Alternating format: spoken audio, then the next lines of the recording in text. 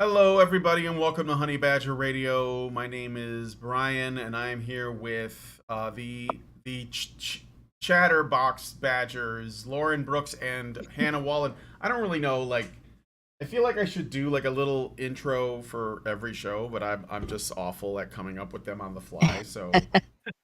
But yes, welcome to HBR Talk. And on today's HBR Talk, we're going to be doing more of the same article from the New Yorker that it's sort of like been it's actually had its title changed. So we know it as How Toxic is Masculinity, but they've kind of like tried to rebrand it to be a little bit less like, you know, what's the word? So it makes them look a little less awful, but not by much. And essentially, it's an article about a number of different books by a number of different feminist authors that are all, in their own way speculating on concepts such as masculinity and how bad it is for women and all that. So I figure it's actually kind of a good article to respond to and to discuss, right? What do you guys think? I mean, it's obviously cancer, but like aside from that, it's a pretty good view of how feminists think about men and how feminists think about the relationships between men and women. This has been like when people say feminism isn't about hating men, and then they turn around and write stuff like this, where it's this article has consistently portrayed women as victims of men's humanity, really. Mm-hmm. Women as victims of men having boundaries, women as victims of men having personal interest in their personal welfare, their own personal welfare, and not being just solely focused on women's welfare. Women as victims of men having independent thoughts and feelings that are not controlled by feminine interests. Like, these are all things that women would never give up for men, right? Not even in a marriage, not even in a situation where they're solely responsible for the welfare of a man or a boy, but they expect all men everywhere to give them up for women because reasons, right? Yeah. But that's not misandric, right? That's not hateful toward men, but it would be if the genders were reversed. And that just tells you everything about feminism. It's not about equality. It's not about women's interests. It is strictly predicated on hating men and exploiting the idea of female victimhood for power and money. Yep. Yep.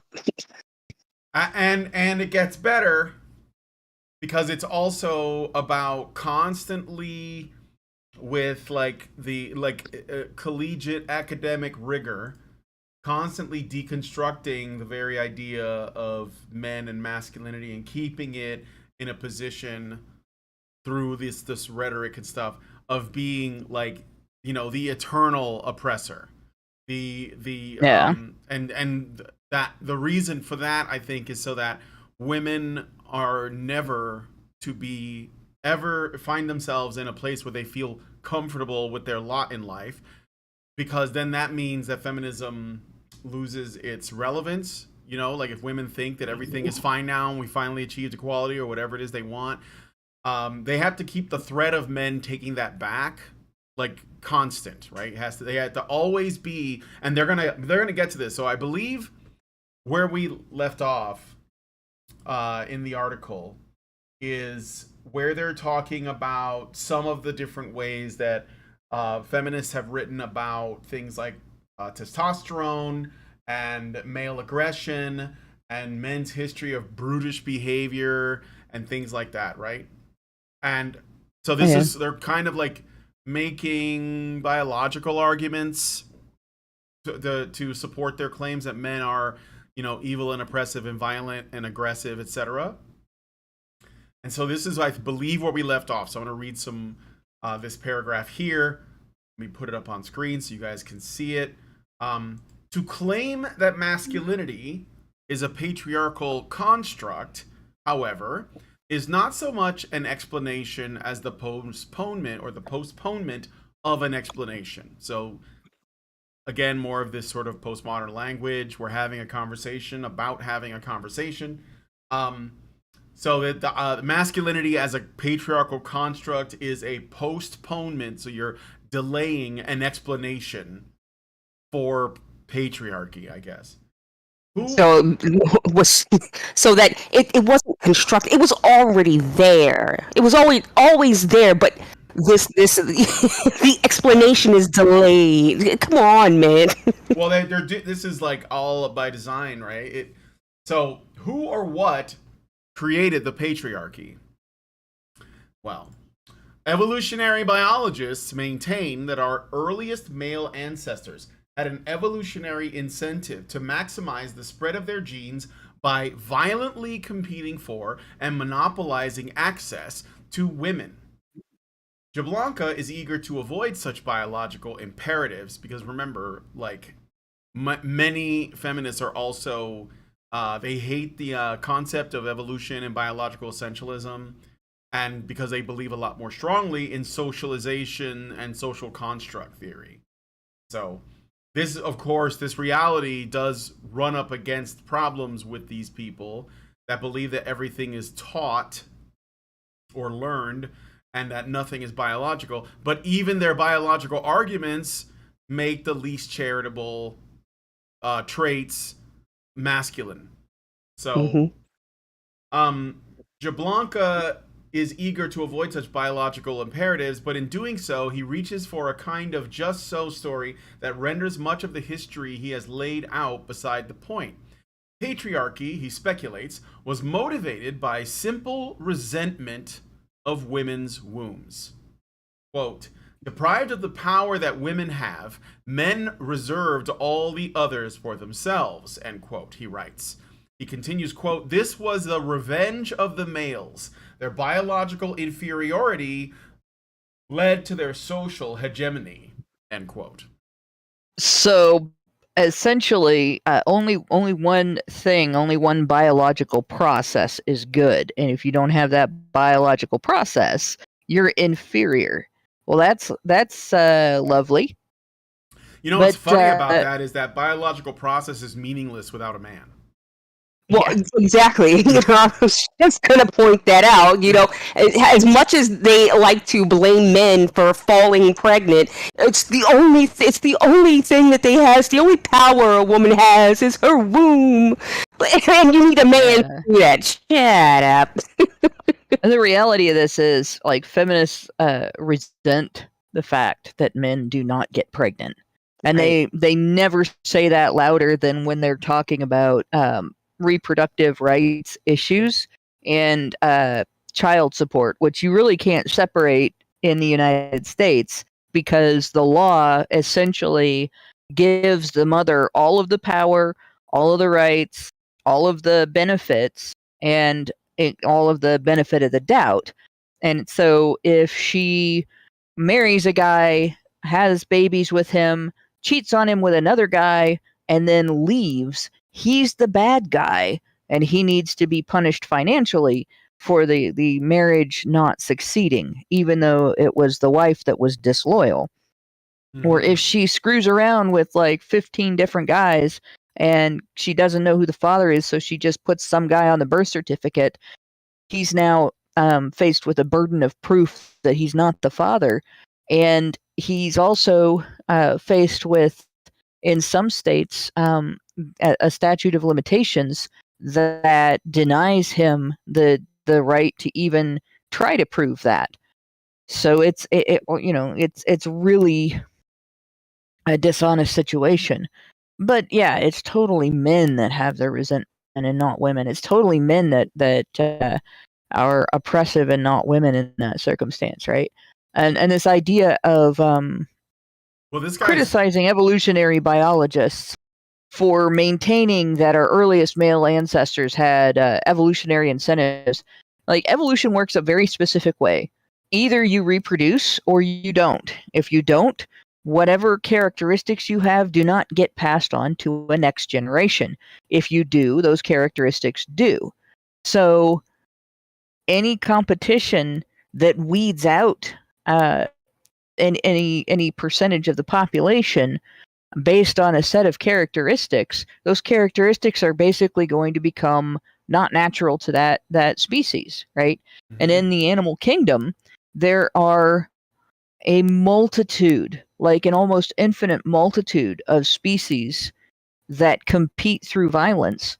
And in some parts of the animal world, you have sort of a reverse of the sexes, and the females are very violent toward each other, and the males are very pretty. But in our species, we have the opposite. And we also just happen to have babies that are completely helpless and vulnerable for much of their early childhood, and rely on having one parent that is completely dedicated to their care, especially back in the day when you didn't have all the modern conveniences we have that make childcare safer and easier, and all the medical conveniences we have that make it healthier. So we evolved systems of competition that naturally it would be the men who ended up being violently competitive in some ways. Yeah. Now, I don't think it's necessarily true that that would translate into an evolution of women having to go with the most violent man, but they did have to demonstrate an ability to control resources in order to protect and provide for their young, and for the nurturer of their young, who was going to stay at home and protect the young while they went out and got more resources and protected their little territory, each individual person. So like, it's bullshit to pretend that that is unintelligent, Yeah. right? And you comparing these two, you have they're being compared in this article as if they're both wrong. And it's just stupid to write the second because it sends people to the first. But the reality is, it's closer to the truth to say that our earliest ancestors did have an evolutionary incentive, at least to compete. Whereas this idea of being motivated by resentment of women's wombs is just stupid. We should have socialized cavemen to, like, be more diplomatic, is what they're saying. But that would have required them to listen to women, right? So in the caveman days, women's wombs probably were kind of a handicap. Yes, of course. But like they're applying modern standards to prehistorical people. And the last thing I'll say about this part is, everyone who's alive today is a product of women's sexual selection, for the most part. Where they're the ones that decide who they're going to reproduce with. Most of our reproduction was consensual, and most of the traits that people have, if you love them or hate them, are to some degree traits that women, whether they knew it or not, chose to continue to perpetuate through their sexual selection. So, and the only reason why I say that is not to blame women for everything, but it's to say women are as much a part of what humanity is now as men, except that men were all operating in the hopes of being chosen by women, and women were all operating but essentially they were just choosing men. So, that's all I'm saying. There's no unplugging those things. You can't blame one gender for the state of, our society. Women were just as much a participant of that. So, and that's just like the biological reality, right? So, the other thing too is that this last sentence in this paragraph, this was the revenge of the males. Their biological inferiority led to their social hegemony. So the idea is that men are jealous of women for having the ability to reproduce, and they use that in, they have a vengeful spirit. This is all like iron law of woke projection, by the way, to form a hegemony, a social order that forces women, I guess, into like the oppressive world of family and marriage and motherhood. Even though that especially early on, that was probably normal for women to be like, I want to have babies and I want this guy to take care of my babies. And I guess if the trade-off is I have to like do as he says, I'll do it. But You of course, know, no, this is a just large men part of the feeling history of inferior. Go ahead. I'm a sorry. large part of the history of marriage, like is the history of human commerce. Not that women were bought and sold, but that there was always a man responsible for every woman. There was always a husband or a father or a brother. If she didn't get married, her brothers would be responsible for her. So No, there was Hannah, always they owned her. yeah.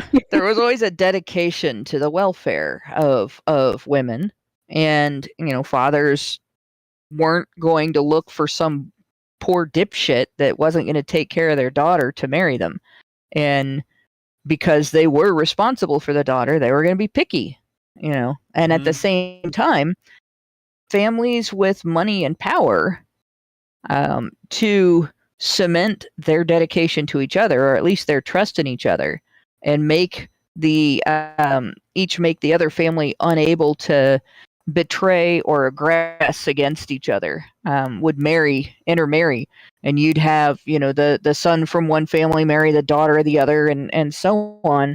And those alliances basically relied on, well, you have a family member that's in our household, or we have a family member that's in your household, and if something bad happens, if we betray you or you betray us, this could end up with consequences for our loved ones. And that household would be dedicated to both families, and it also allowed people to combine wealth and increase their holdings, their land holdings, because the kids are going to inherit from the parents. So you end up with a situation where this is again all about controlling and combining resources, food, land, money when money became a concept, and and so on, military strength and so on. Not about controlling women, but feminists are solipsistic. They think that everything is about them. They think that everything is about women, and so they ignore all of the things that families had in their interests, like all of the things that families cared about, and they interpret everything in terms of their outlook on women's experiences. Yeah. Yeah, this is like all projection. I mean, you literally reverse the genders, and all of a sudden, this entire paragraph makes sense. Thus, it is. Yeah. Like here, I'll read some of it. Deprived of some of the power that men have, women reserved all the others for themselves. This was the revenge of the females. Their biological inferiority led to their social hegemony. Now, do we live in a feminine-oriented social hegemony right now? I would argue yes. I think it's so ubiquitous that when men speak just like the way normal men do, like men, when they're around other men or even women that they trust, will not speak in the way that you're supposed to speak in public or in polite company. And the reason for that is because our whole social strata is feminized. It's all like under, it's about what your tone is, what words you use, if you're being considerate, if you're whatever. And most of the time when men talk, it's not that they're like intentionally being callous, but they don't like worry about the consequences of that. So they might talk to other, and they generally are more comfortable doing it with other men. That is how you know that we live in a social environment that is like extremely skewed towards the feminine value system. And I don't even mean this like the feminist one. I think that the feminist value system benefits from that because they use political correctness and all of this sort of like soft language essentially allow themselves to gain more power and more social control. But it's just the way women are. Women want to be, welcoming. They want to be considerate. They want to make sure everybody's voice is heard, right?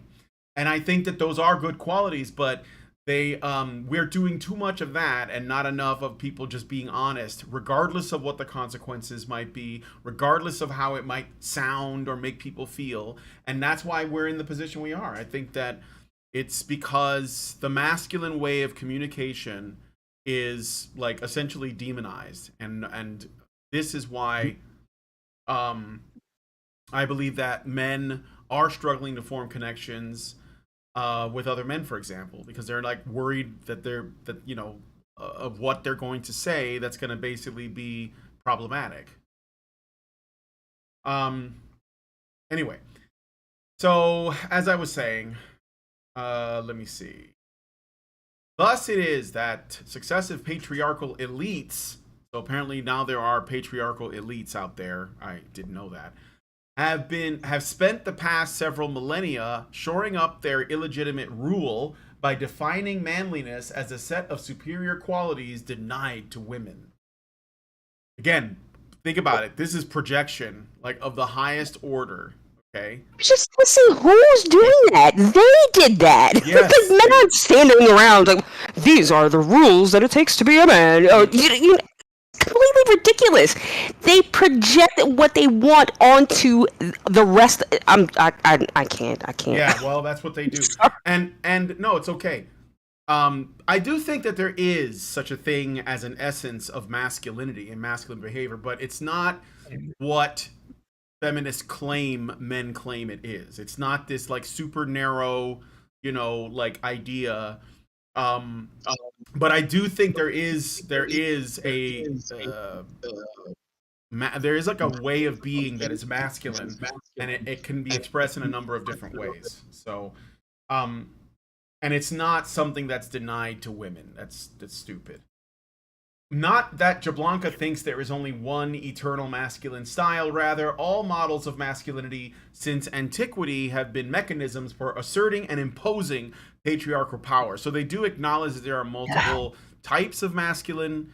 I can accept that, but of course it has to be about patriarchal power. The extroversion and swagger of the toreador look very different from the gallantry of the Victorian gentleman, which is in turn quite distinct from the laconic glamour of the cowboy, but they are all equally culpable expressions of the masculine superiority complex. Oh, now that is so totally projection. Yeah. So if we look at this whole paragraph as one thing, this is an objection to confidence that comes from taking responsibility and basically experiencing success as a result. Masculinity has always been predicated on striving to do one's best. Masculinity has always been predicated on like being perceived as a man as instead of a boy, or being perceived as a man instead of a woman, has always been predicated on that interest in exploration, that interest in trying things that one isn't 100% sure one's going to succeed at, and using one's knowledge and skills to improve one's chances, right? That's basically how every advancement that humanity has ever had came to be, including agriculture, our ability to produce our own resources, our own food, and all of our utilities that we have now, our ability to clean our own water and transport our own trash away from our own living spaces, electricity, and all of the nice little amenities that come with electricity, like being able to heat your house without fire, or at least without having a fire in your house to do it. And that's, this is basically women being jealous of men being confident in their ability to do this. And the sports that men come up with to make some of that recreational and to compete with each other on a playing field that isn't deadly and isn't deadly competition for resources, because those instincts exist, and part of that instinct is the enjoyability of that competition. Women getting pissed off about that's probably happened for centuries, is just the privilege of being able to choose not to understand the opposite sex and look down on them for something that actually you've benefited from your entire life, and so have all of your female ancestors throughout the history of human existence. So it's just really sad. It's projection, and it's kind of disgusting. Yeah, I also want to add. So what they're doing here is they're acting as though, and this is basically putting the cart before the horse. These masculine archetypes, I guess, that they're using as their examples for how, masculinity can look different at different periods in history, but it's all the same oppressive thing because it's all based in, like you said, confidence, swagger, etc. So the toreador, the Victorian gentleman, and the cowboy, which are their three primary examples. Why did those archetypes exist? Because women liked them. So when men wanted to be what they thought women wanted. So if you lived in, and sure, it was different at different periods in time, like somebody who dresses as a fucking, musketeer, complete with like those pantaloons and the tights, and he's like on the south side of Chicago, he's not going to do well with women there. Because he doesn't fit like the period. Like they're going to say that's weird, that's wrong. But in the imagine that video of him walking around this town for 10 hours, right? Right. But like in the fucking like the tights and the little boots. But like the truth is that like if you are in the Wild West and you like are a cowboy, like you literally raise cattle, so you're literally a cowboy, you're going to have like a cultural appearance and attitude, and it's probably going to attract women, but not just because they're looking for some guy in costume, because that's another thing they're doing, is they're taking masculinity and they're just putting it in a costume and saying it's masculine. And it's not that, because a cowboy can look like a cowboy, but if he doesn't have a job or own any property, it's not going to matter. So right. It's what he's communicating is, this is my job, or this is my status. Again, it's toreador.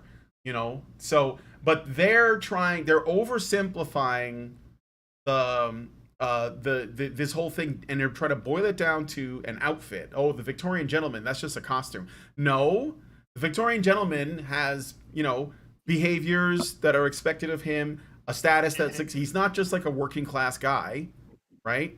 So and some of those behaviors are the way he treats women. Like that's built into it, especially if you're a Victorian gentleman. You couldn't be called a gentleman if you weren't like constantly revering women. So, and of course they're just gonna pretend like this is just like they saw, like Pride and Prejudice, and that's what men are. These movie characters that don't like, do anything outside of like, I don't know, be Victorian. I don't even know what they're talking about, but I just thought that was worth pointing out. Like they're basically taking the different ways that women's pressure in society shaped men's behavior, because men are trying to figure out what women want so they can become that thing. And then they blame that on men, even though that's literally what women are selecting men for. Whether it's, a musketeer, or in the period where musketeers were a thing, or like, some like high rolling tech Silicon Valley guy that, has a hover car or whatever. It all depends on where you are and what the culture is. So on a side note, I heard that Pride and Prejudice was better with zombies. But there's something else about this that really needs to be pointed out, and that is the characteristics of a manly man, right? The stereotypical characteristics and the typical characteristics of a successful man in his field who is able to keep himself safe from violence from other human beings, and who's able to essentially thrive, right? Men who thrive, the characteristics of men who thrive, right? These are things that are developed because those successes are revered and those characteristics are revered. And feminists have this idea of toxic masculinity as where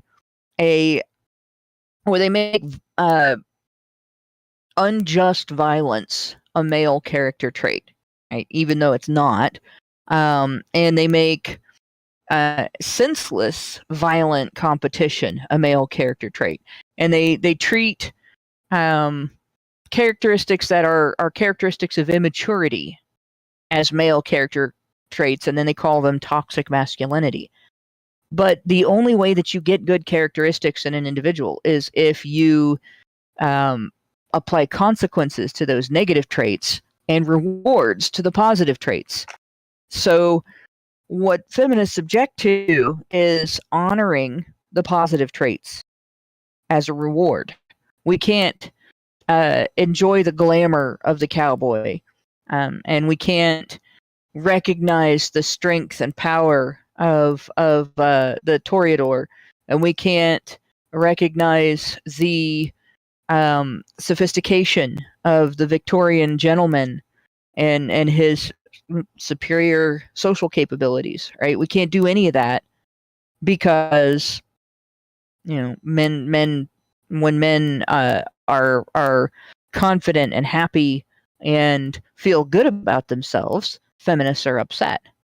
So all we do is apply punishments, and to men who never reach full maturity. And we can't even talk about the fact that the traits that feminists refer to as toxic masculinity are traits that usually manifest in young men without adult male mentors to teach them what a mature adult man looks like. And all they hear about men is the complaints from the women around them who don't associate with mature adult men. Yeah. All right. I got some super chows. I'm going to read those really quick, and then I'll continue with the article. Here's a tip, gives us $5, and says, thanks for the show. I finished watching Maintaining Frame 29. Here's a tip. Well, thank you for watching that show and for your kind donation. Then Amasang gives us $5 and does not add a message. So thank you guys for the donations. And I'm going to continue. I hope so. Like in the beginning of the show, I had a glitch in the YouTube back room, and I had to refresh the page. It obviously didn't affect the stream at all, but I think someone sent a super chat like first thing. And the problem is that because I had to refresh for whatever reason, the super chat's gone, so I can't look at it. So if you did send a super chat, tag me at Badger Livestreams in a post with the message and how much it was. I don't know, like I'm kind of blanking on whether or not it did happen. I'm just like psyching myself out. But I think it did, and I think I missed it, and I think it was like really early on. So, all right. Thank you for anyone who has donated. Really appreciate it. Okay, so masculine superiority complex. Jablonka's desire to trace all the world's hierarchies, injustices, and conflicts back to one prehistoric fit of reproductive jealousy leads to a good deal of muddle as things proceed. So, like, these all kind of sound like criticisms, like, the idea that everything bad on Earth all throughout history is the product of patriarchy. Yeah, well, that's a little bit muddling. But then, isn't that what you guys do, though? Like, is this really, like, such a far-fetched concept? Like, is it because it looks so stupid now that you've said it that you're like, oh my god, Yeah. like, let me unpack that. Like, oh, that's a little bit, uncomfortable. One of his more bizarre and ahistorical claims is that the masculine hegemony has deemed four masculine types inferior. So, and this is another thing feminists do. So he says the Jew, the loser, the black, and the homosexual. So the very notion that we are, that we're calling them inferior, or some people might, or whatever, they're claiming that this is a product of the masculine hegemony, i.e. patriarchy, i.e. men. Okay. It is, of course, impossible to explain the historical oppression of poor people, black people, gays, and Jews entirely in terms of gender politics, and in trying to do so, Jablonka has to make any number of ludicrous assertions, including that white men enslaved black men in part because they considered them feminine and non-virile, which, of course, the author of this is claiming is clearly ridiculous because black men are the most virile. Like, she's literally got to engage in a little bit of fetishization of black men to defend black men in this particular example. The book's cocky bid for comprehensiveness proves to be its undoing. So go ahead. One thing to point out here is if you look at those four groups, right, and there have been prejudices against those four groups throughout history. And they've all been mistreated in various ways, including mass murder.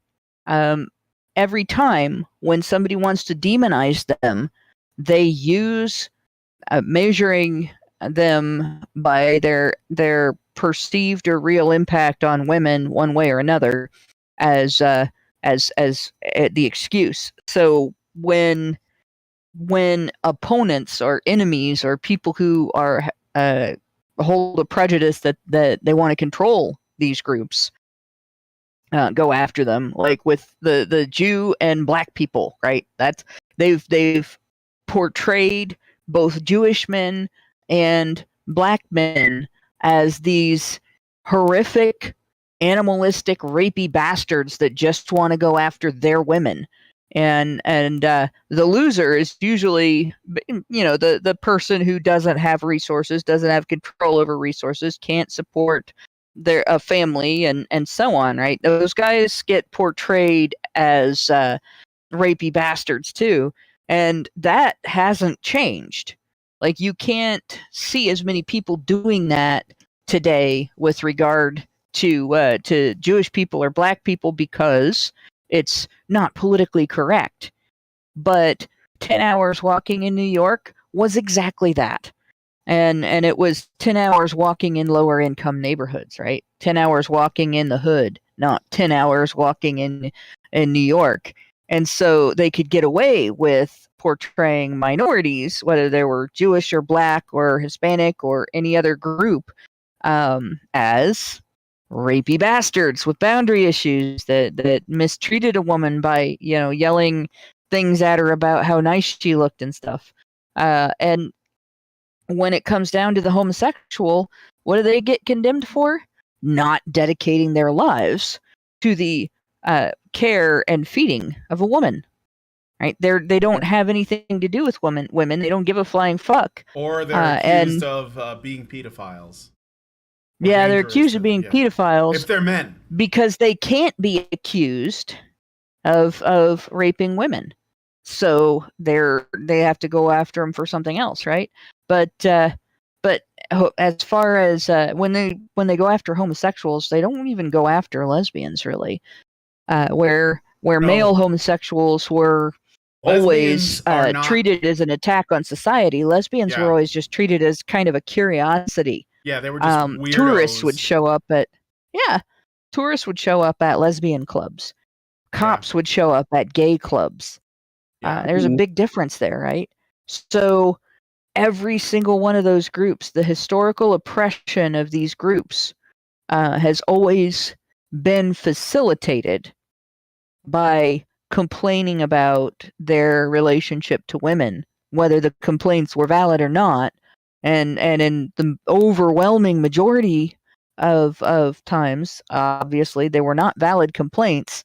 And any time they were valid, they were a narrow scope of, we're only going to look at this when these people do it, even though people from all walks of life, all races, all orientations are guilty of this. But when these Mhm. people are guilty of it, it's unique and bad. Mm-hmm. And that's essentially, like, feminism has perpetuated that. Yes. Women have perpetuated that. And society has used women's sensibilities to perpetuate that. That's not a masculine behavior. No. And of course, it removes all of the. Like, this guy makes a very overly simplistic argument, and what all they're trying to do is connect masculinity to racism, anti-Semitism, homophobia, Yeah. and that's all it is. Like that's the whole goal is just simply to get you to hear the word masculinity and immediately correlate it to, like, other worst possible things you could be ever aside from being masculine. And Or like, Yeah. toxicity in general. or yeah, and none of it is rooted in any reality. They just like to make the association. You Yeah. know, because again, black men are still men, and you're still demonizing men. So how do you, like, get around it? Well, they don't really try most of the time. That's why the 10 hours in New York City video works, and no one's put this together because, or at least not many. I mean, we did, but like, it's because the video is trying to talk about men, but it's not being specific on race, even though there are racial trends in the video. And there's a number of other reasons why, like, the idea that this video represents harassment of women don't make sense. Like, for example, she's trying to show how big this problem is. She tells us, I walked through New York for 10 hours and I got 2 minutes of footage. And most of the footage was of men saying hello and have a nice day. So it wasn't even like there was like one guy who followed her for like half a block or something. And that was basically as bad as it got. Considering that you were in New York City for 10 hours and that's the best you can do, it seems like that, that's not really that bad. So I bet that editor wanted to blow his brains out at the end of yeah, that. because he was Yeah. like, he had to cram enough content in there to, like, make it worthwhile, and most of it was completely innocuous. Even though she like had to have on some level been like, I'm gonna go through areas of the city where men are the most likely to say stuff, because if I'm walking through like fucking Manhattan, no one's gonna say anything. If I'm like on Wall Street, maybe, but like the odds are not very good because Wall Street broker types, they don't need to do that. So, but if I'm in like, Spanish Harlem or, the Bronx. If you walk down Wall Street dressed like a hooker, then you might get the cops called on you. Yeah, that's true. That's true. But like, it was, like I said, the male identity is magnified when it suits them, especially when there could be like a racially problematic element, because they don't want to be seen as racist because they're trying to associate masculinity with racism. So they magnify the focus on the masculine aspects, the fact that it's men, and they try their best to get you to not even consider the fact that it's black men, brown men, or whatever, right? Not that that should have a massive effect, because, like, I don't think it does, but I do think there are cultural differences. This is like the thing that I mentioned in the news show when I was talking about like how the UK is trying to make all of this like street harassment illegal. And I think the reason why this is a recent phenomenon is because you have men from cultures where it's more acceptable for them to be more vocal about what they think. And so they are, and the women who live in Britain feel uncomfortable, even though those men are probably not really intending to harm anyone. And so they're like, well, we need to stop this because British men, when 20 years ago, wouldn't do that because it wasn't normal for the culture. But now that it is more normal, women want to change the laws. And of course, they don't want to declare what it is they're really doing, which is essentially saying they're not comfortable with Middle Eastern and Pakistani men approaching them, because that would make them look like shit, because they've already created this terrible like miasma around accusations of racism. So you can't do that. So what do they do instead? They just say, oh, it's a man problem. Let's talk about Sarah Everard because she was killed by a white guy. That's the only reason why they bring that up, is because it's a white guy that did it. So anyway, and of course they know that if you blame white men, nobody cares, nobody gets upset, nobody gets offended, nobody demands people lose their job. All of this is okay. But she's not really talking about white men when she wants to get this law passed. She's not. So, all right. Anyway, in keeping with this anti-essentialist view of the sexes, Jablonka maintains that women are, deep down, no less capable of greed and racism and warlike behavior than men. But this view is somewhat at odds with his central contention that a world without patriarchal masculinity would be an infinitely more just and peaceable place. In an apparent attempt to square this contradiction, he expresses the vague hope that powerful women of the future will avoid some of the worst practices of powerful men of the past, and that gender justice might be, quote, translated into the principle of an equality of positions, reducing inequalities between the various social economic statuses. So representation, in other words.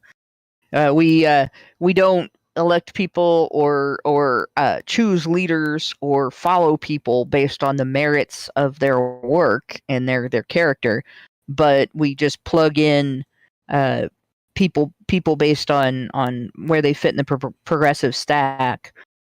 This makes no sense, and of course it seems like the writer is objecting to Jablonka's statement that women are deep down, I like that, deep down, no less capable of greed and racism and warlike behavior than men. No, it's not deep down. It's right there on the surface. But but then goes on to talk about and in an approving way, the idea that a world without patriarchal masculinity would be a more just and peaceful place. And seems to agree with the principle of an equality of positions. And the sad thing about that is nobody's stopping women or minorities or like people of different religions and so on from seeking those positions.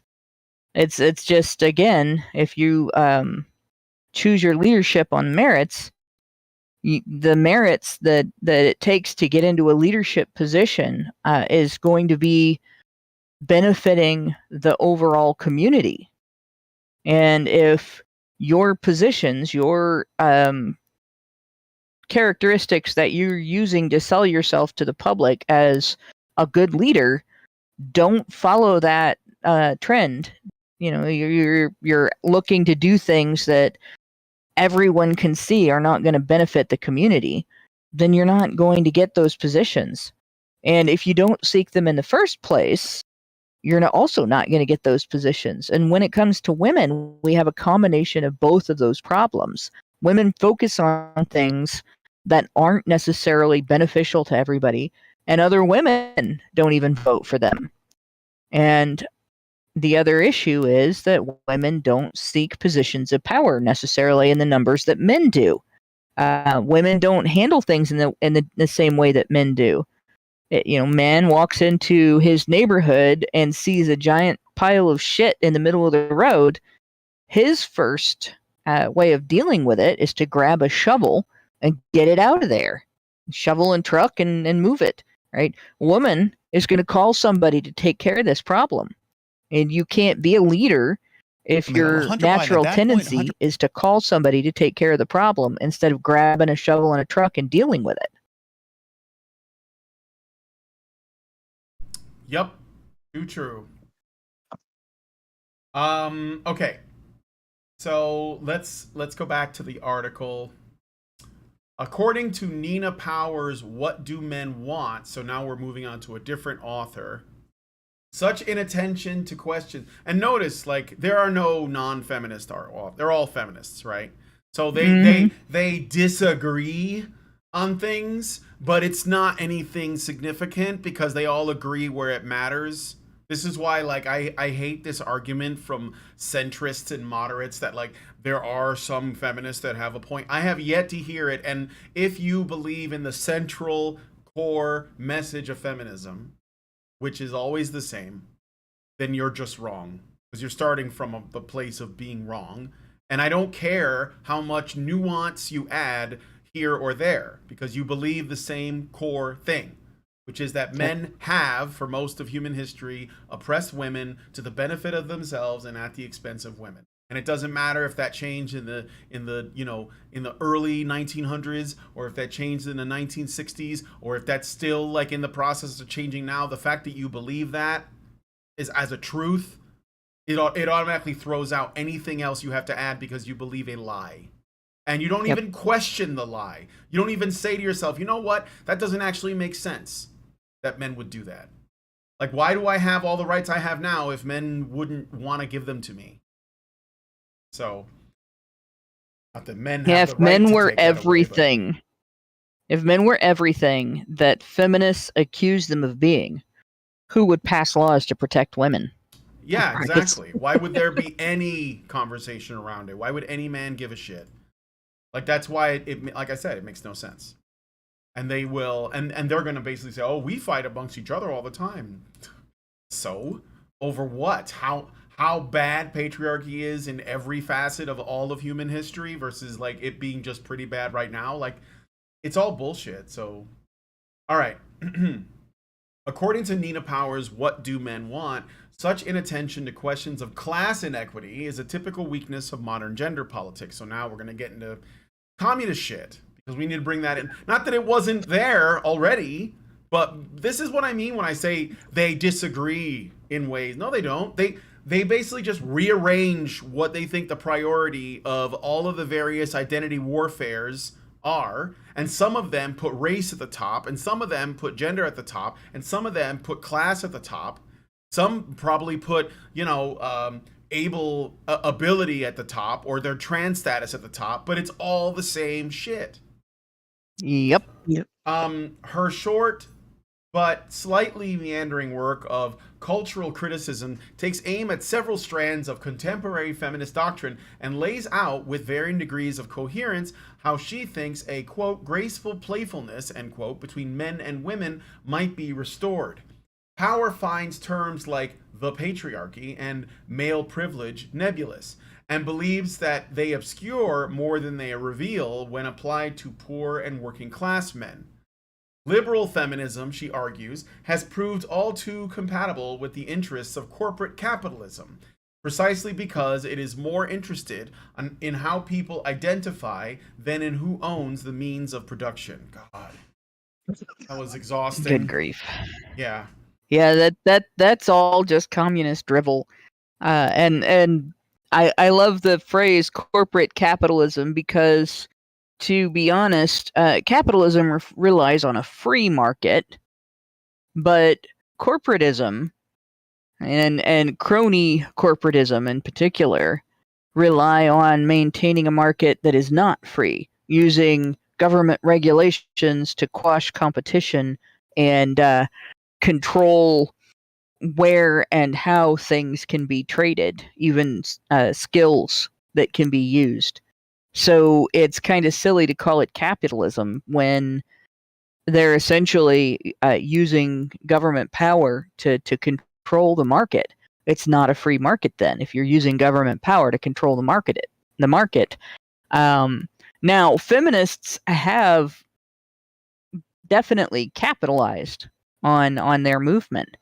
Everything from getting government money, getting tax dollars, getting a lot of donations from the public, to selling merchandise. Like, feminist merch is hilarious and profitable.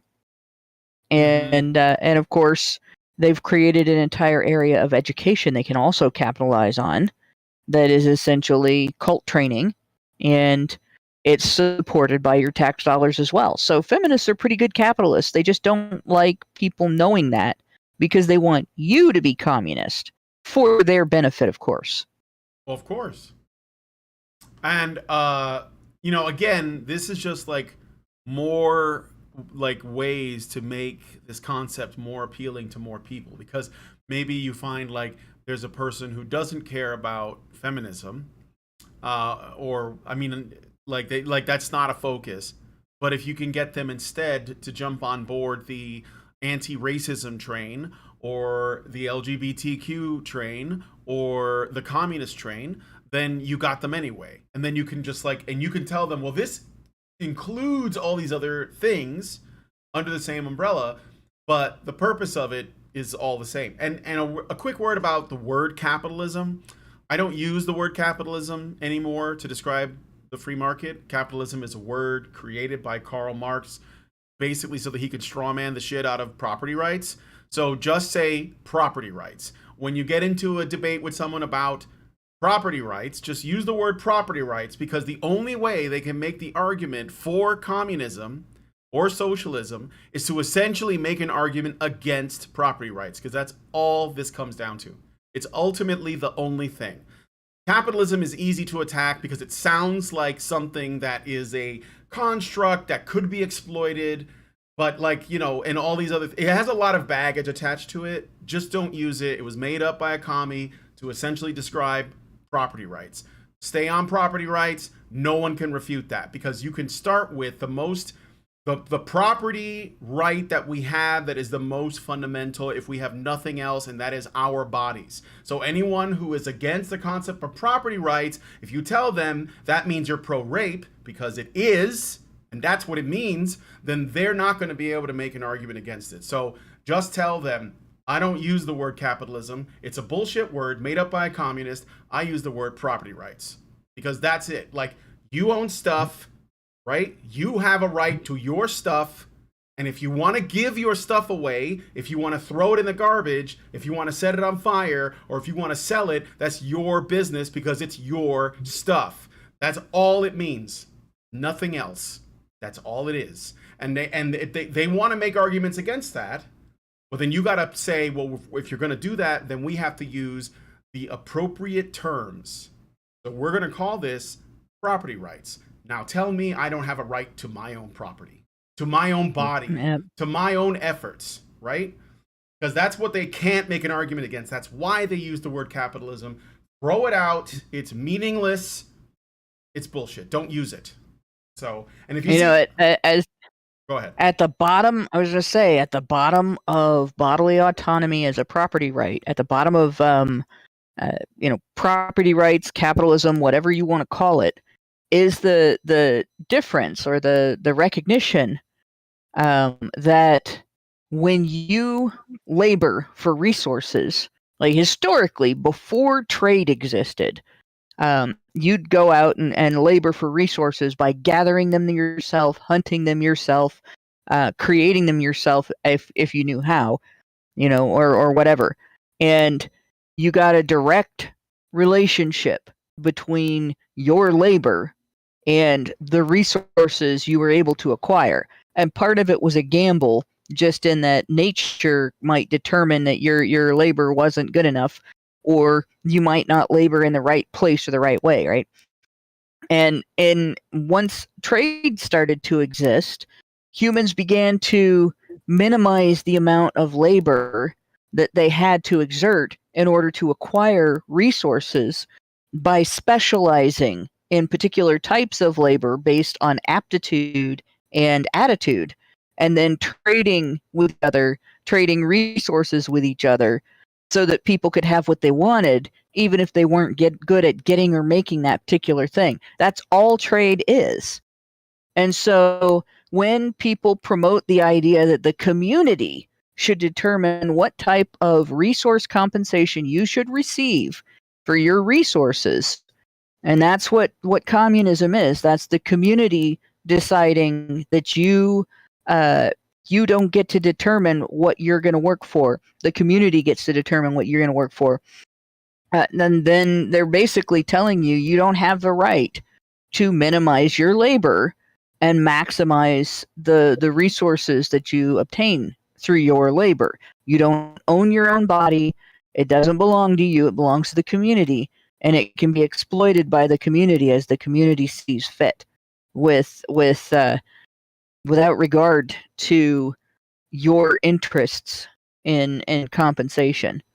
And with money entering the equation, that just gives us a placeholder for the different types of goods. And it allows a wider variety of goods to be traded and services to be traded. So it's not very honest for communists to treat being able to make that decision yourself. I am willing to trade this amount, amount of labor for this amount of money or not. They treat that as slavery, and they treat being told how much labor you will trade and what resources you will get by your community as freedom. It's essentially slavery is freedom. Yeah, and they want to create that slave system backwards.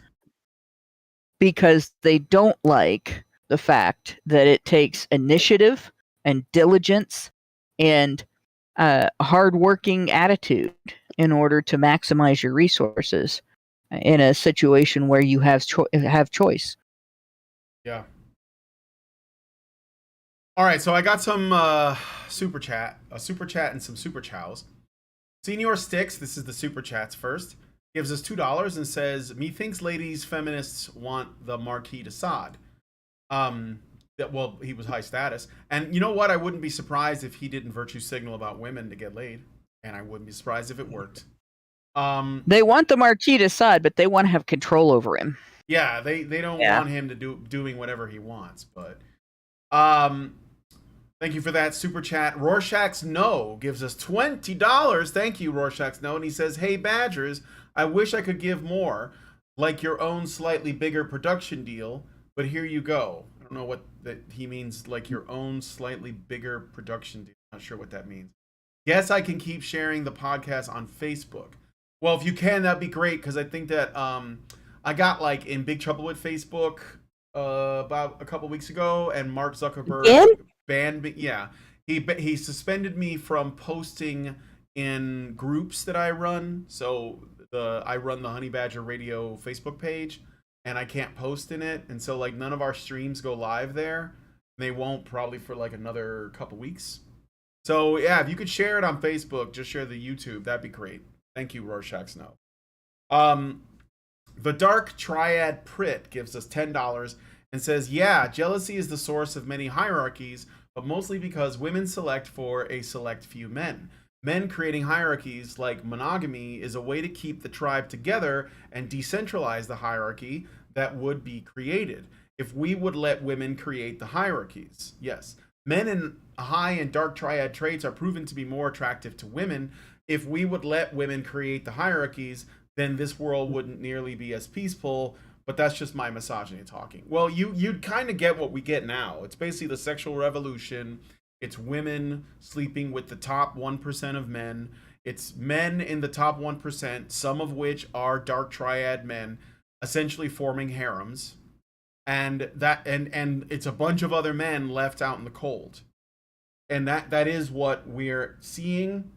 And I think that's only going to get worse. And of course, now those men are learning to like sort of fend for themselves. That's why people like Andrew Tate are so popular, because they're looking for ways that they can essentially like either change their odds of finding a woman, or at least be able to cope, with the notion or the proposition that they might be alone.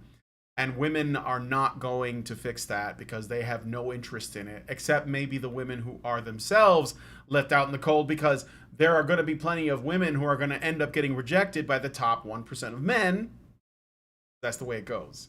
So they're going to be like, "Where have all the good men gone?" And they got like 3 kids, and you know how it goes. Yeah. Yeah.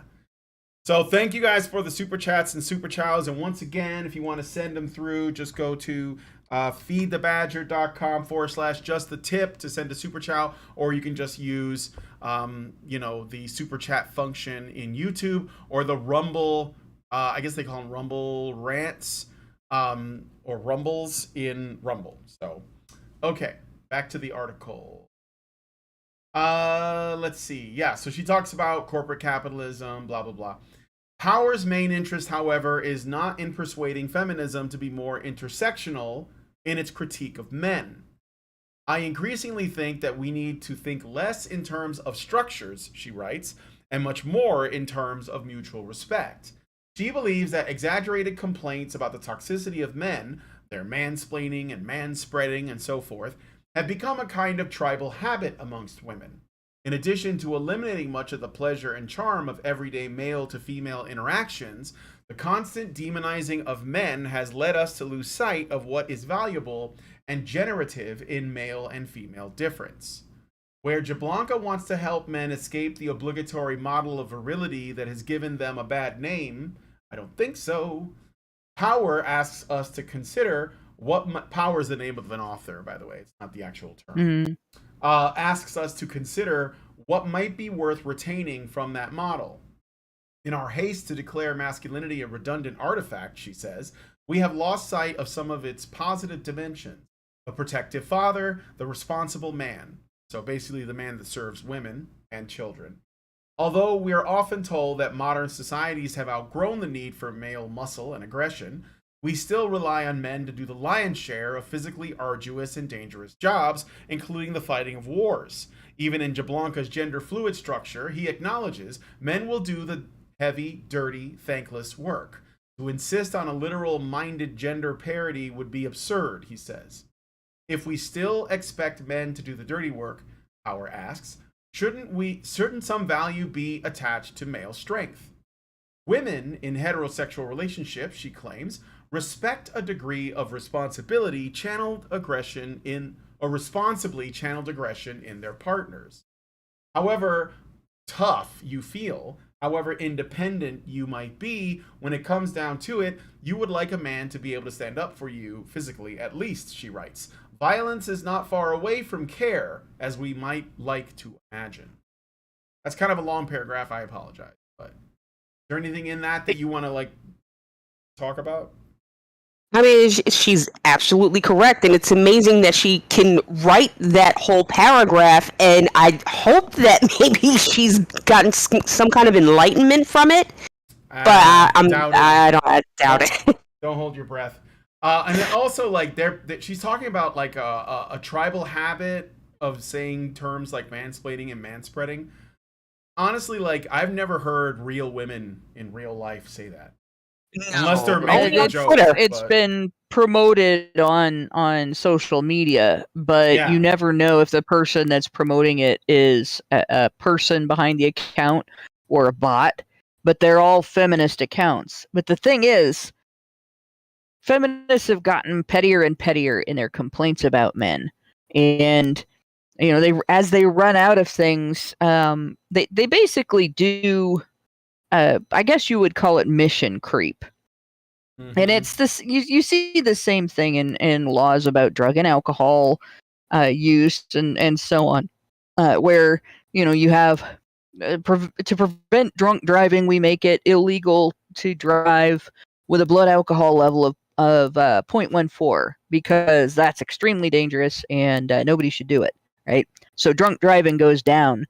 And all of the organizations that make their money complaining about drunk driving and promoting initiatives to reduce drunk driving, and all of the police forces that do the drunk driving stings where they pull people over on a certain road at a certain time on a certain day or whatever, they end up starting to see less and less success. So, gosh, we got to make it 0.08 now. And suddenly there's a spike in drunk driving for no discernible reason. And of course they have to deal with this sudden epidemic of drunk driving that happened when they lowered the limit. And of course, that over time people become comfortable with the idea that, gosh, you shouldn't have any alcohol in your system up to that limit and drive. Well, then the next thing you know, now they're talking about lowering it again. Well, feminists do the same thing. First, there's an epidemic of rape, and the definition of rape is sex that is forced on just a woman. Not sex that is forced on men, but just sex being forced on a woman, or coerced using threat of force and things like that.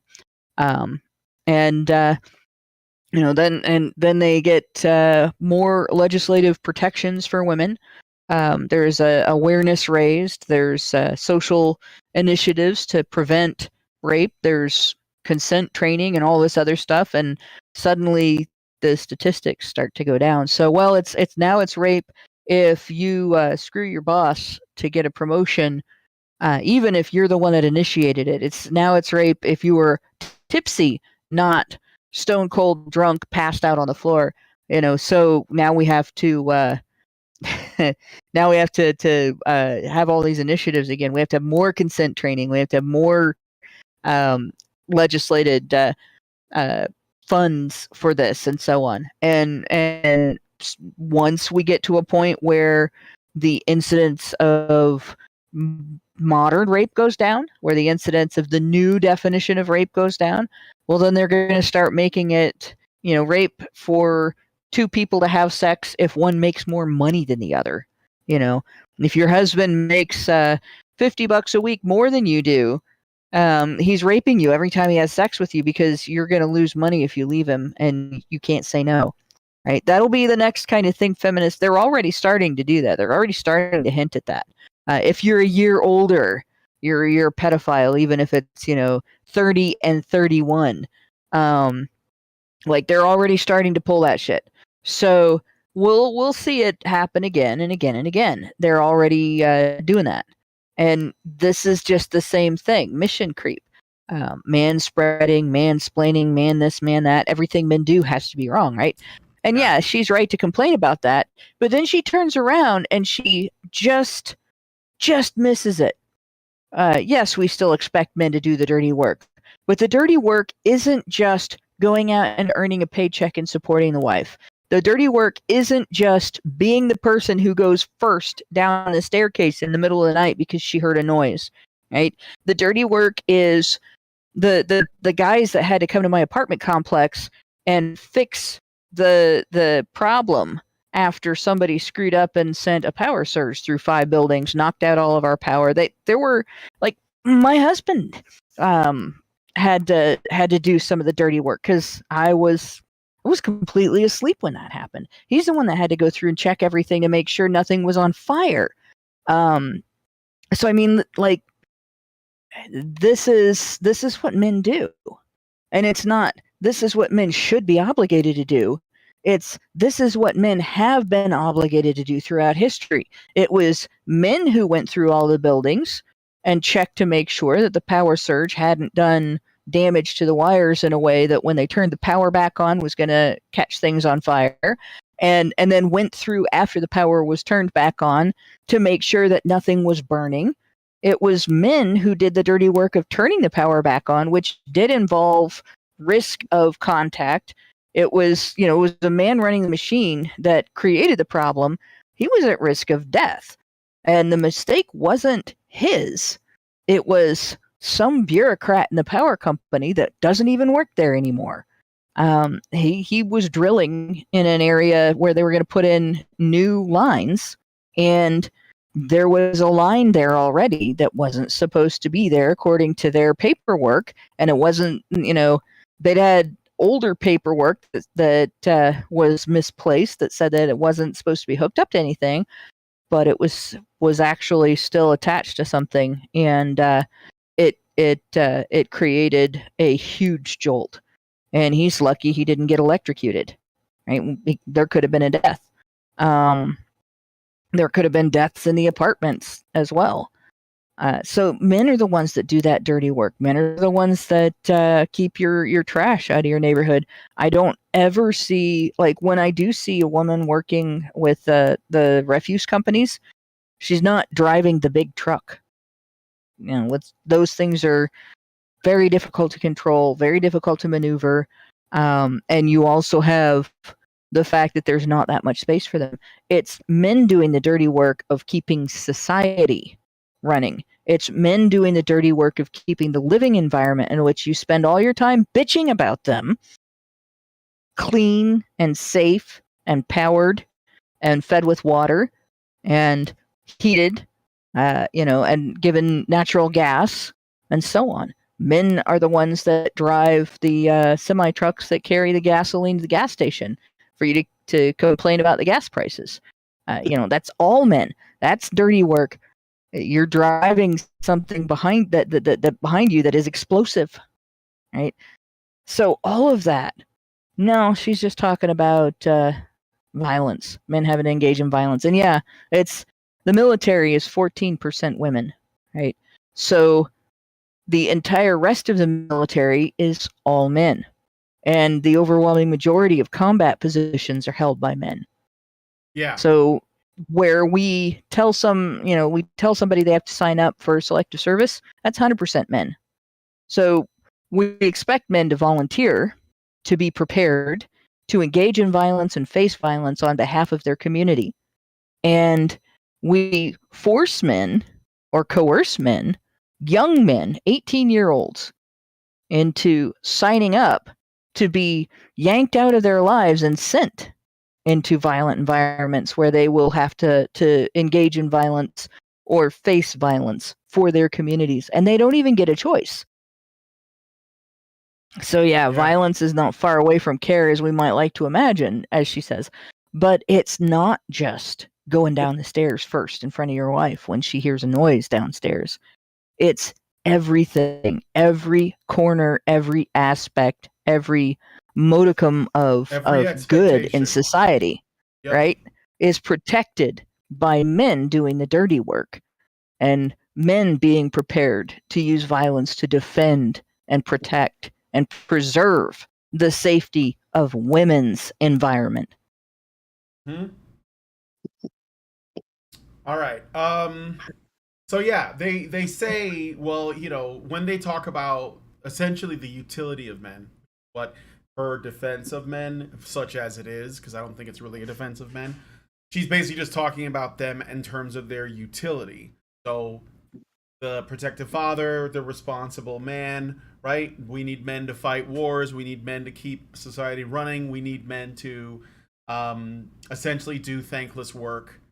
And that's basically like as much credit as she's going to give them, which it should be upsetting, but not surprising. So, because that's another thing about feminists. They know what men are good for. They know. Yeah. And of course, they don't really think much outside of that.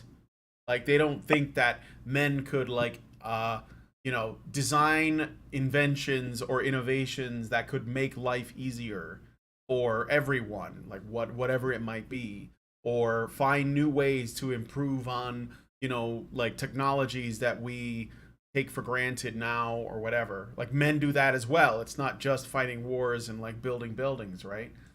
And the truth is, mostly men do that. That's just the truth.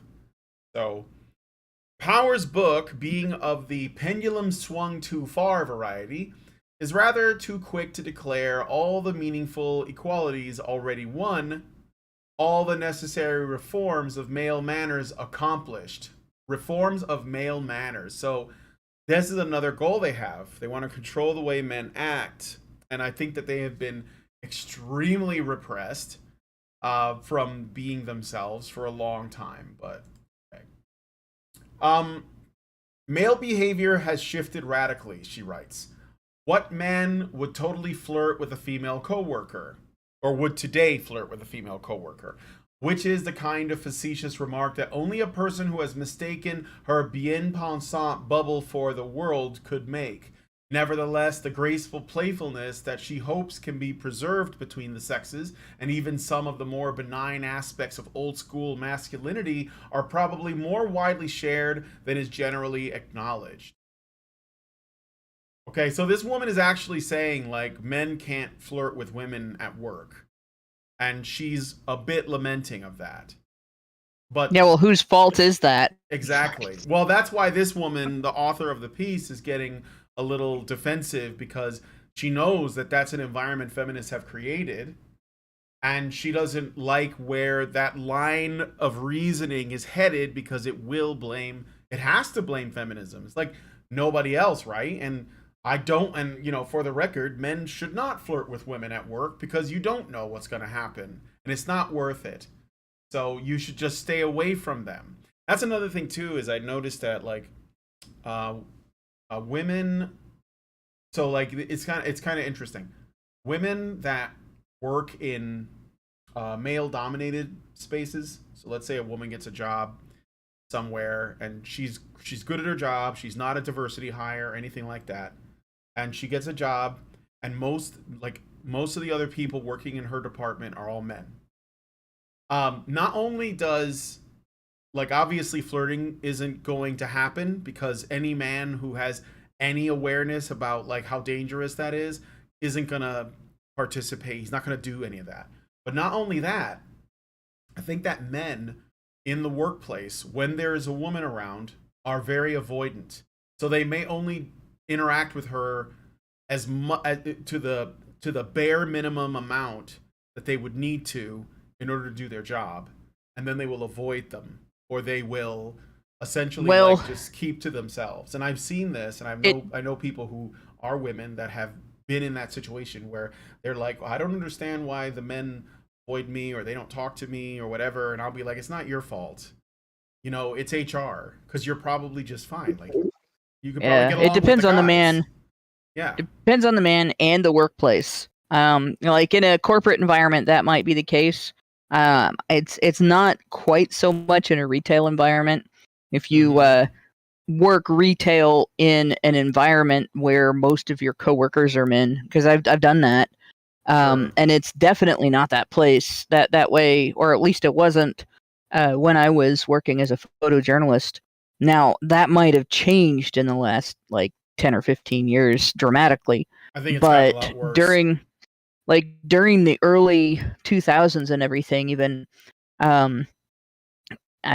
what I experienced was the men around me, and even when I was a teenager, wanted to talk photography with me and equipment and stuff like that.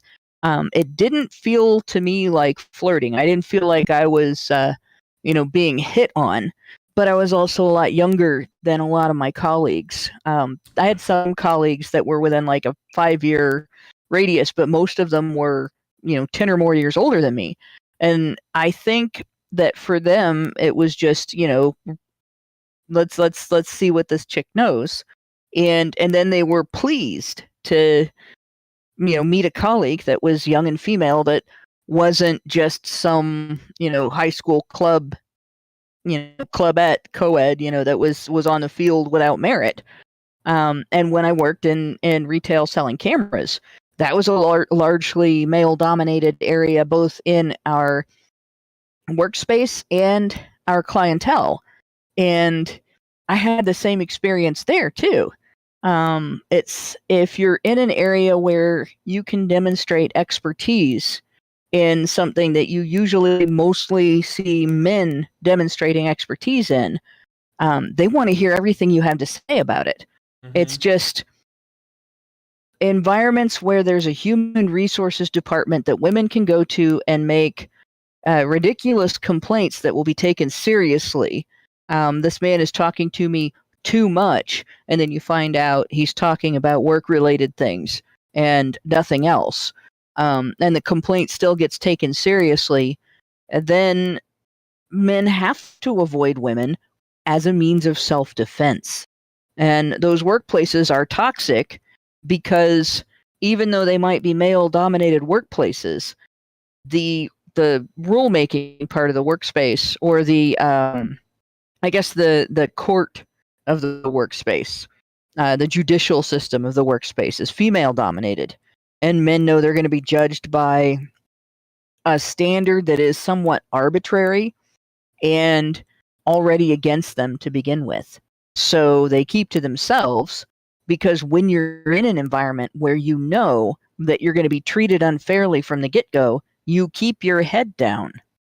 It's not about the women. It's about the application of the rules.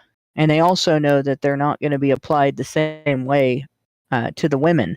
So if a woman does something inappropriate and a man complains, he might face retaliation from his employer for that. So all he can do is keep his head down. He he can't even let women approach him and interact with him. That's where the avoidance comes from. Yeah. Yeah, well, that's what I'm saying. So, they basically created this environment, and now some of them are lamenting it. Oh, why aren't men flirting? Well, you did this, so.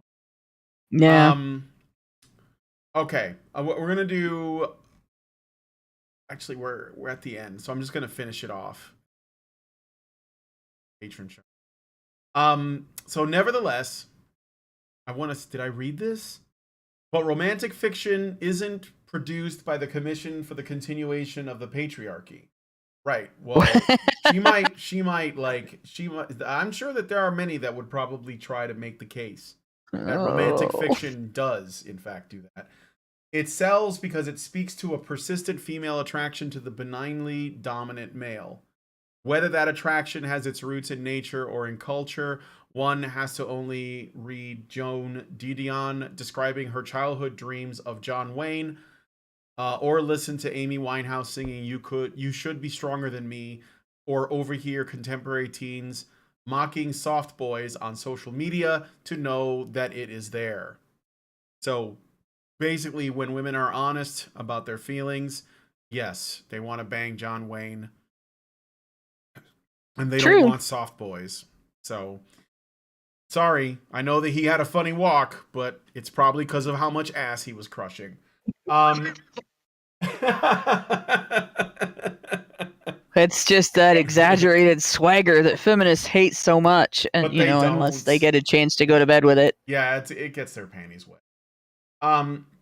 Some years ago, the conservative Harvard philosopher Harvey Mansfield, in his book Manliness, defined protection as a defining task of masculinity. A man protects those whom he has taken in his care against dangers they cannot face or handle without him, he wrote. For Jablonka, such a role is inextricable from patriarchy. Polite gestures of protection partake of a benevolent sexism that complements hostile sexism. Power suggests that the charming, sexy aspects of masculinity, violent, sure, but still compatible with the flourishing of others, can be brought out only as needed, allowing men and women to live on terms of scrupulous equality the rest of the time. Is this plausible? Can women enjoy the warm embrace of he-men without having to endure bossiness and swagger? Do they have to endure swagger? I'm sure that they like it. Like, come on.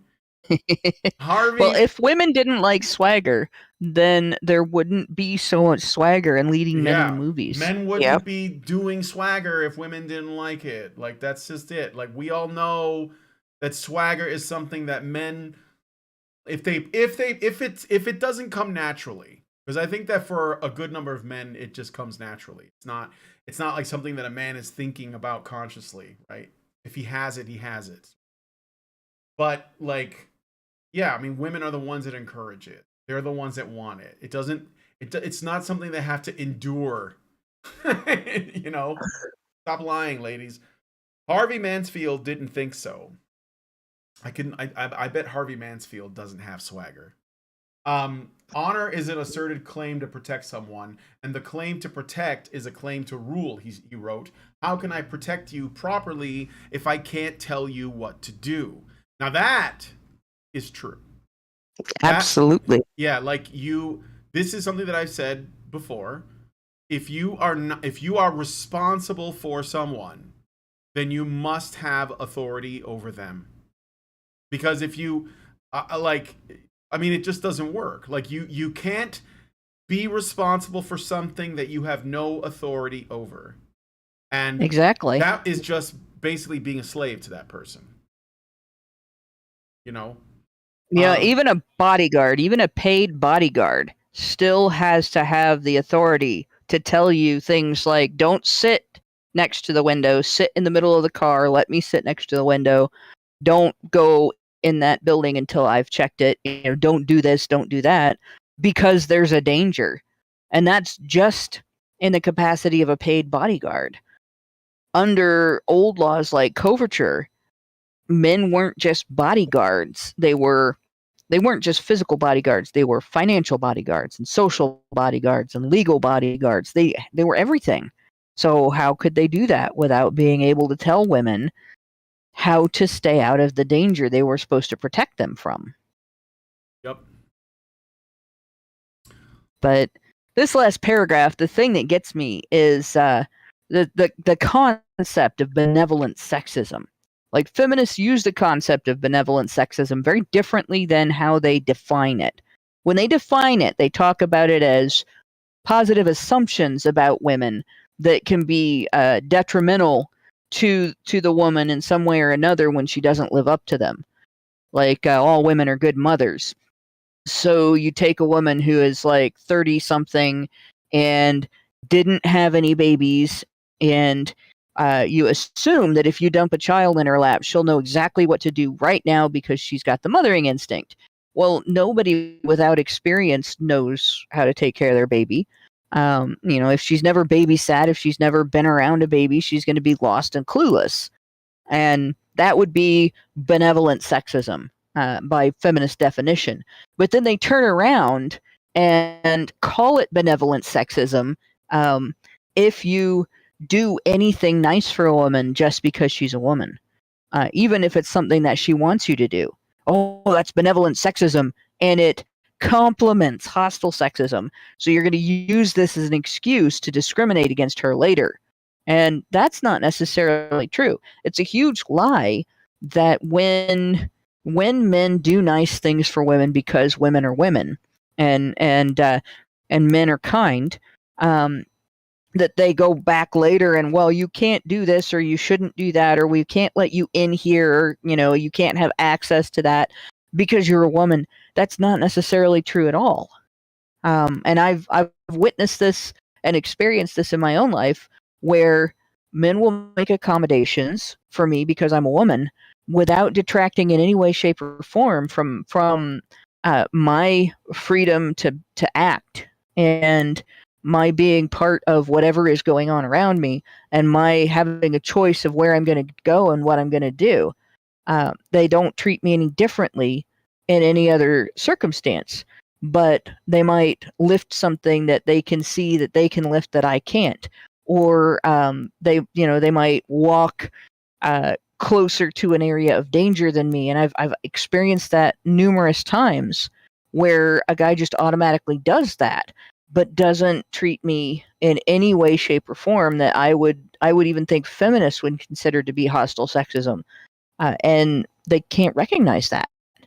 They don't acknowledge that men can be nice without, a mean payback coming later, because they don't view men as ordinary people and people who are not naturally malicious.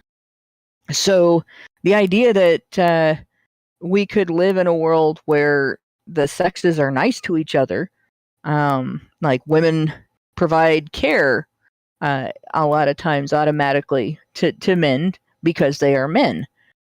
Do they have to then turn around and do sexist things to men because they are men? Can we live in a world where men and women do things for each other that come as a natural part of caring about the opposite sex without being mean later on because sexism? So it is plausible. But I think this idea that men are malicious, feminists will never accept the idea that men and women could be compatible within society as neighbors and friends and colleagues and so on. It's just not in feminists' wheelhouse.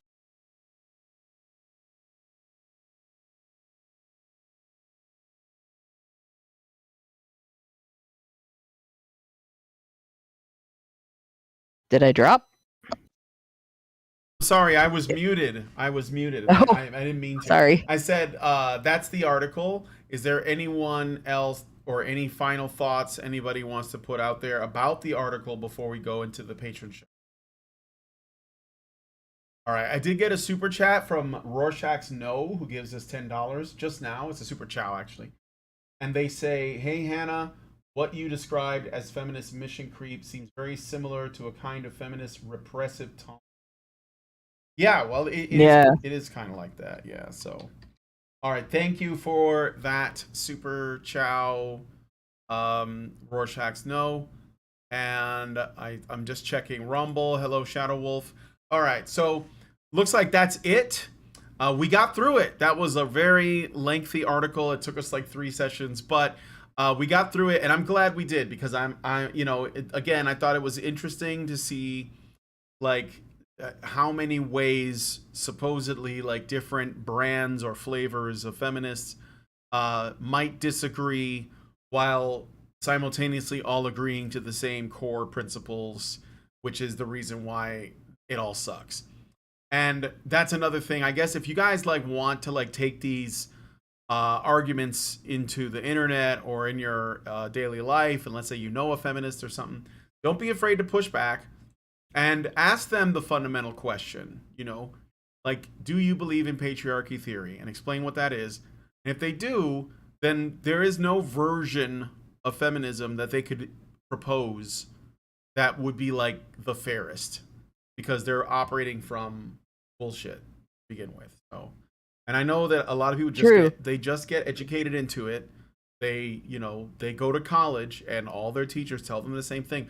I know, I went to college, I learned about patriarchy and the evils of capitalism like in every class I took, like even chemistry, and there was like one other one that I thought would have been like, not at all, like biology or something, right? And I was like, what? Why are you teaching me this? Nothing to do with what we need to know. But they put it in there. The subject matter of biology has been completely decimated by feminist ideology. Yeah. So, like try to do that if you can. I know it's not easy, and I know it can be a bit scary too, because if somebody finds out that you're like not thinking the right thoughts, they might try to destroy your life if they hate you enough. So be careful. All right. So we're going to go into the Patronally show now, and we're going to look at the rest of this article, if I can finish it, from The Guardian, entitled Inside the Violent Misogynistic World of TikTok's New Star Andrew Tate. I was talking a little bit about this on Tuesday, and I actually, overall, I defend him. And I have my reasons. I've talked about it on the show. I know a lot of people don't like him, but I defend his right to exist and make content, and for other men to watch it if they want.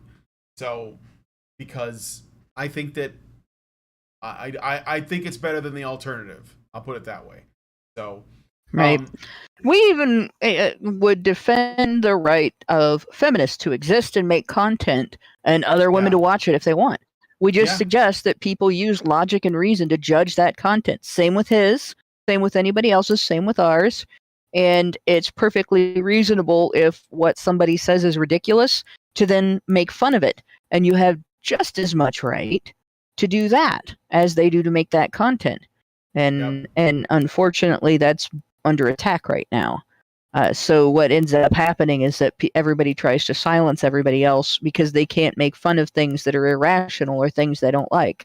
And we really need to just get back to where everybody can speak and everybody can argue with it. And if you don't like it and you think it's really stupid what somebody said, again, you just make fun of it. Yeah, of course, and that's what I defend, right? But the amount of hate he gets is actually very revealing, because I know what's really the problem. It's not the fact that he's out there or even saying things that they don't like. It's because he's growing in popularity with men who they can't continue to turn into foot soldiers for their ideology, for their cult. Because that's what Twitch was being used for. It's basically recruiting lonely men, turn them into foot soldiers for these woke ideologues. And they're teenage guys, they're impressionable. They're trying to figure out what their purpose is. And here comes like Hassan, Piker, men's rights activists. Men's rights activists are machines, dude. And he's basically trying to convince these guys that they should be doing what he's doing. And then Tate comes along and he's like, no, bullshit, right? I'm going to show you how to be your own man. And he's grown in popularity. So I think there's a good reason for it, and I defend it. And I do defend it just on principle, like even if I didn't agree with him or I thought he was wrong. But I think that there is some useful stuff there that even MRAs are not saying, because MRAs are a lot of them are very focused on the rights stuff and the legal stuff, which is all very important. But it's like, you know, if you're 16, 17 years old, you're not worried about child custody laws, you know? Yeah. So Yeah. you go where you basically go find the guys that are going to give you the info that you want at the time. So anyway, we're going to go into the Patreon only show and read through more of this article. If you guys want to join us, go to feedthebadger.com. $5 a month will get you into the Discord, where you'll be able to watch the additional content and listen to more of the discussion. And you could also give it higher levels, which will basically give you access to, you know, more of the content. Maybe you'll be able to be a part of the discussion. Like, we'll bring you into the chat room and you can like come in with us and respond and give your thoughts. So, you know, it's a lot of fun. And we basically like chit chat, you know, for a good hour or so. And yeah, please consider doing that. So that's feedthebadger.com. Become a member. Hopefully I'll see you guys there. $5 a month. Not much, okay? Well, and then to go on, all right. So if you guys could, please, this would help us out tremendously. If you like this video, please smash that like button. Subscribe if you're not already subscribed. Hit the bell for notifications so you know when our streams go live. Leave us a comment. I noticed that more and more people are commenting and giving their thoughts. I think that's great. Please do, you know, give us that. And most importantly, please share this video, because sharing is caring. And it's probably the best way you can help us reach. So thank you guys so much for coming on today's episode of HBR Talk. Thank you, Hannah and Lauren, for coming on as well, obviously, and being, you know, sparking this conversation. And we will talk to you all in the next video. I'll see you tomorrow, everybody. Men's right activists are machines, dude. Okay? They are literal machines. They are talking point machines. They are impossible to fucking deal with, especially if you have like a couple dudes who have good memory on top of that too. Holy shit, you're fucked.